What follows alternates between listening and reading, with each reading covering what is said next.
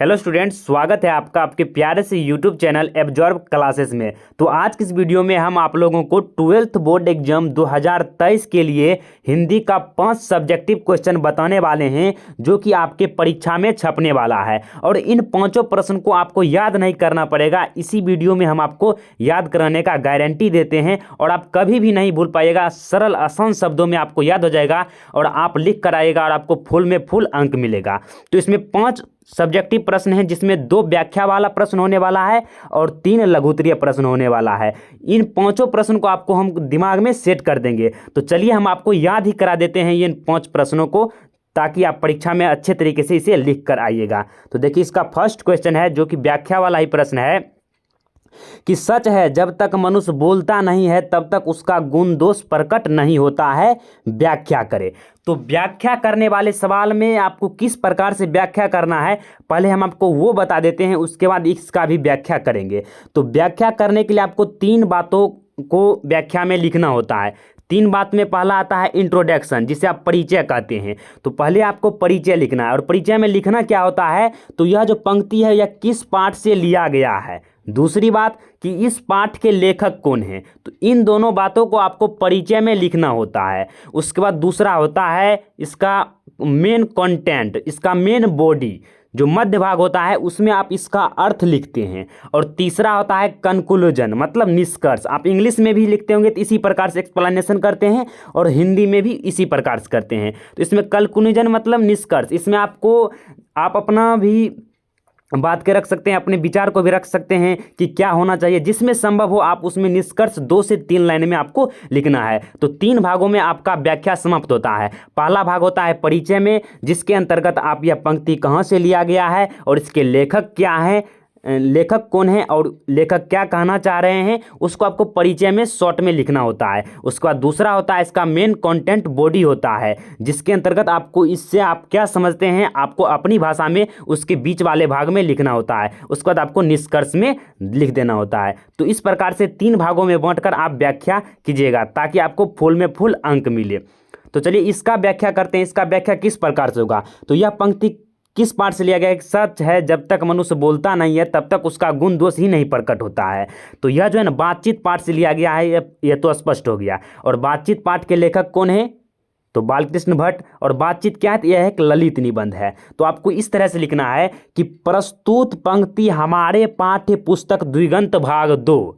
ये तो आपको सभी में लिखना है कि प्रस्तुत पंक्ति हमारे पाठ्य पुस्तक गोधूली नहीं, तो ये 10th क्लास में गोधूली भाग 1, 2 चलता है, लेकिन जो आपका हो गया 12th क्लास में द्विगंत भाग 2 चलता है। तो इसमें आपको लिखना है कि प्रस्तुत पंक्ति हमारे पाठ्य पुस्तक द्विगंत भाग 2 के गद्यखंड का पहला अध्याय बातचीत से लिया गया है, जिसके लेखक बालकृष्ण भट्ट जी हैं। इतना लिख देना है। उसके बाद आपको ये हो गया आपका परिचय। उसके बाद दूसरा में लिखना है कि सच है जब तक मनुष्य बोलता नहीं है। तो यहाँ पर आपको लिखना है सच है, उसके बाद इसका अंत वाला लिख देना है, जिससे सच है लिखना है। उसके बाद आपको डॉट डॉट देकर लास्ट वाला लिख देना है, होता या नहीं होता उसके लिख देना है। ये पंक्ति जो दिया गया है उसको आपको थोड़ा सा लिख देना है मध्य भाग में। उसके बाद लिखना है कि लेखक कहते हैं कि मनुष्य जब तक बोलता नहीं है तब तक उसका गुण दोष प्रकट नहीं होता है। इसमें बेन जॉनसन भी कहे हैं कि मनुष्य के बोलने से ही उनके रूपों का साक्षात्कार होता है। जब तक मनुष्य बोलेगा नहीं तब तक उसके रूपों का पता नहीं चलता है। इसके कहने का तो आप इस तरह से समझ सकते हैं आसान भाषा में कि मान लीजिए हम आपके सामने गए या आप हमारे सामने आए, आप कुछ बोलते ही नहीं हैं, कुछ भी पूछे या आप कुछ ही नहीं बोल रहे हैं, तो हम आपको कैसे पता चलेगा कि आप तेज विद्यार्थी हैं या भद्दा विद्यार्थी हैं, या आपके गुण या दोष के बारे में हम कैसे जानेंगे। जब तक वह बोलता है तभी हम उसके गुण दोष के बारे में जान सकते हैं। अगर वह बोलेगा ही नहीं तो आप उसके गुण दोष के बारे में पता नहीं लगा पाइएगा कि वह अच्छा आदमी है या बुरा आदमी है। तो उसी को यहाँ पर लिखना है कि बेन जॉनसन का भी कहना है कि मनुष्य के बोलने से ही उनके रूपों का साक्षात्कार होता है, उनके जितने भी गुण दोष हैं उसके बोलने से ही प्रकट होता है। इस तरह से आपको लिख देना है। तो इस तरह से व्याख्या वाला प्रश्न को आपको सॉल्व करना है। आशा है कि आपको पूरा समझ में आ गया होगा। उसके बाद देखिए दूसरा क्वेश्चन है कि अगर हम में वाक शक्ति ना होती तो क्या होता। देखिए यहाँ पर वाक शक्ति, वाक मतलब क्या था जानता है, बोलना। वाक मतलब बोलना। और शक्ति मतलब क्या, शक्ति हो गया, पावर हो गया। तो बोलने की शक्ति, अगर सोचिए हम हैं और आप हैं, अगर आप में बोलने का शक्ति नहीं होता तो क्या होता। पहली बात, अगर हम में वाक शक्ति नहीं होती, इसका आंसर यह है कि अगर हम में वाक शक्ति नहीं होती तो यह जो पूरा सृष्टि है ना, यह गूंगी प्रतीत होती, सभी लुंज पुंज की तरह इधर उधर भटकते हुए प्रतीत होते, और जाके हम अपने अन्य इंद्रियों के द्वारा, जैसे हो गया सुनने की, देखने की, थोड़ा सा चोट लगता है तो उसके दर्द की जो हमें अनुभूति होती है, वो सभी इंद्रियों के द्वारा जो भी हम सुख दुख का अनुभव करते, अगर हमें बोलने की शक्ति नहीं रहता तो हम दूसरे व्यक्ति के सामने अपने सुख दुख को बता नहीं सकते। इसका कहने का अर्थ है कि अपने मन के भावों को, जो अपने अंदर कष्ट है, उसको दूसरे के सामने प्रकट नहीं कर सकते अगर हमें वाक शक्ति नहीं होती है। यही होगा, अगर आपको वाक शक्ति नहीं रहेगा तो आप नहीं बोल पाइएगा, अपने दुख दर्द को दूसरे के सामने बयान नहीं कर पाइएगा, मतलब व्यक्त नहीं कर पाइएगा। तो यही हुआ वाक शक्ति। तो इस तरह से आपको लिख देना है। देखिए, आपको हम एक बात बताना चाहेंगे कि परीक्षा में लिखा भी रहता है कि परीक्षार्थी यथासंभव उत्तर जो है ना अपने शब्दों में लिखे। तो हम आपको यहाँ पर पूरे समझा रहे हैं, ना कि इसका आंसर बता रहे हैं, हम आपको पूरे समझा रहे हैं। और आपको जितना समझ में आता है अपने समझ के हिसाब से आपको पेपर में लिखना है, तभी आपको एग्जामिनर जो है ना फुल में फुल अंक देगा। उसके बाद देखिए, तीसरा प्रश्न है कि बोधा सिंह कौन था। तो बोधा सिंह कौन था, यह किस चैप्टर से है, तो उसने कहा था चैप्टर से है जो चंद्रधर शर्मा गुलेरी के द्वारा लिखा गया है। एक्स्ट्रा में बता दिए, उसी में है ना। बोधा सिंह जो है वह सूबेदार का बेटा है, जो सूबेदार है उसी का बेटा है बोधा सिंह।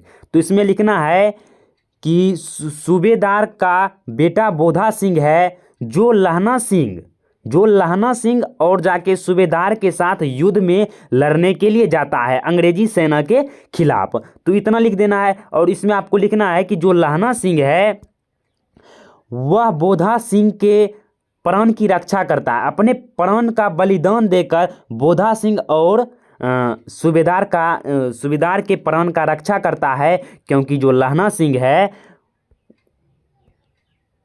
सिंह है इसे बचपन में जो है ना सूबेदारनी, मतलब सूबेदार का जो पत्नी था, सूबेदारनी से प्रेम हो जाता है। और जब वो सूबेदारनी जब लहना सिंह से मिलते हैं तो कहते हैं कि मेरा कोई नहीं है, मेरा एक ही पुत्र है बोधा सिंह, इसके प्राण की तुम रक्षा करना।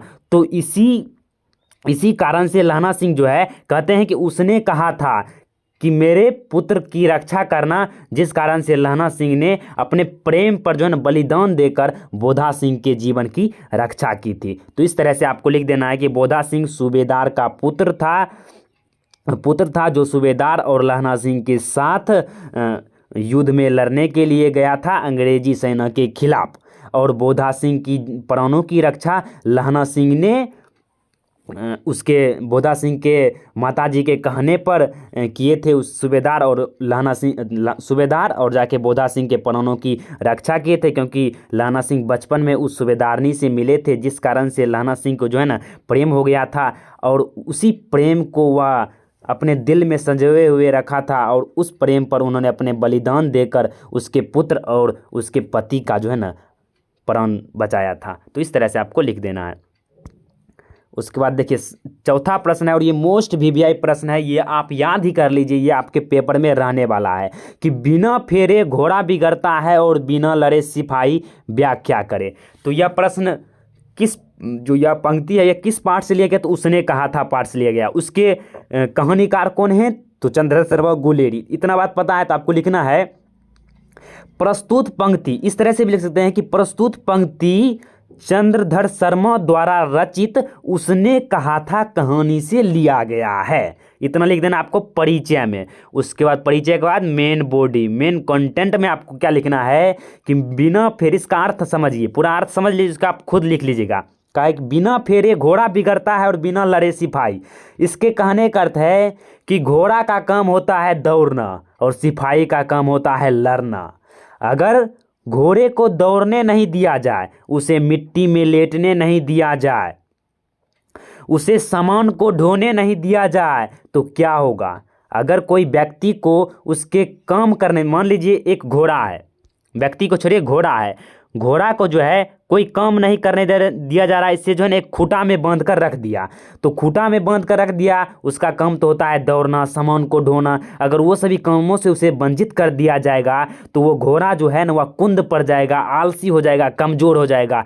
मान लीजिए आप उसे 1 साल बाद आप चाहिएगा कि हम उसी तरह से उसको हम उपयोग कर ले, उससे काम करा ले, तो ये संभव है नहीं है, वो काम ही नहीं कर पाएगा क्योंकि वो आलसी हो गया है। उसी प्रकार से यहाँ पर इस कहानी में लहना सिंह के बारे में कहते हैं कि लहना सिंह सिपाही है, वह बॉर्डर पर लड़ने के लिए गया है, लेकिन जो है ना लहना सिंह को मेन हेड के द्वारा जो है लड़ने की अनुमति नहीं देता है, ऑर्डर नहीं देता है, जिस कारण से लहना सिंह पर यह बोला जाता है कि बिना फेरे घोड़ा बिगड़ता है और बिना लड़े सिपाही। क्योंकि सिपाही का काम है लड़ना, वहाँ पर वो बॉर्डर पर लड़ने के लिए गया है, लेकिन उस दिन उन्हें जो है ना लड़ने से वंचित रख दिया गया।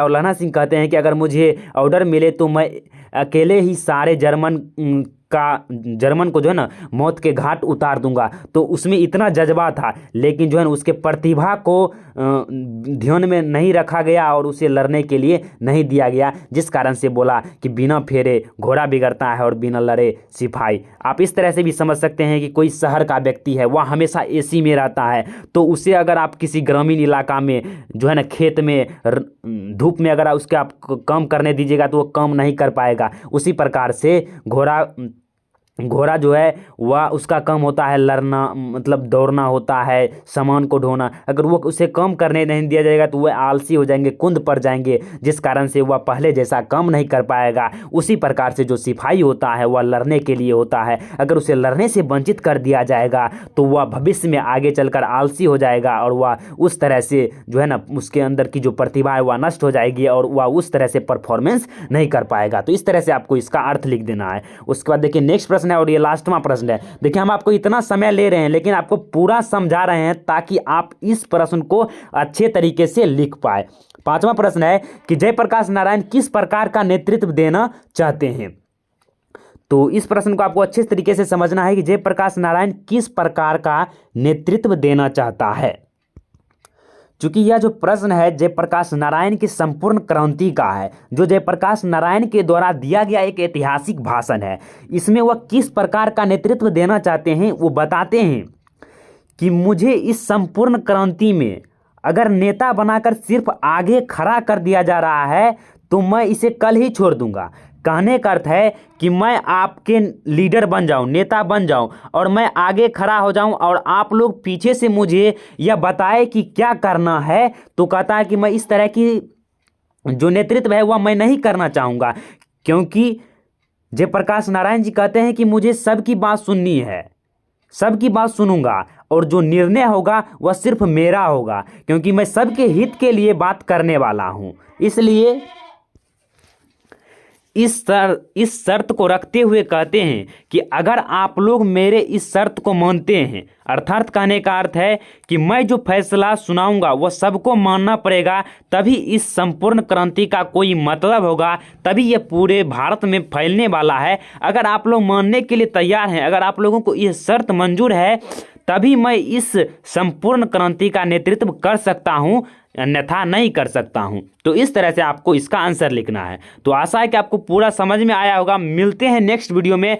अगले वीडियो में हम लोग और बहुत सारे प्रश्नों को सॉल्व करने वाले हैं। अगर आप लोग चाहते हैं कि इस तरह का वीडियो और भी आपको देखने को मिले तो आप प्लीज़ इस चैनल को सब्सक्राइब कर लीजिए और बेल आइकन दबाना ना भूलें। चलिए मिलते हैं अगली वीडियो में, तब तक के लिए जय हिंद, जय भारत।